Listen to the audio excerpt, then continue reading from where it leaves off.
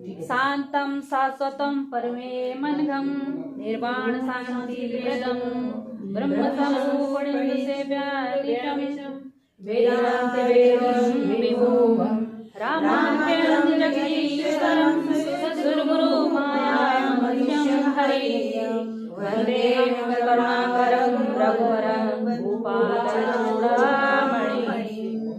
नान्यस्मरघुपते स्मरे सत्यं वदामि च भवानि क्लान्तरात्मा भक्तिं प्रेषयन् निर्वरामि कामादिदोषरहितं कुरु मानसम् अतुलितबलिधामं हेम शैला वन्देऽहं धनुजवनकृष्णां ज्ञानीनां हृदिं सकलगुणनिधानं वानरवणं दिशं रघुपतिभक्तं वातजातं नमामि। बलरामचंद्र की जय।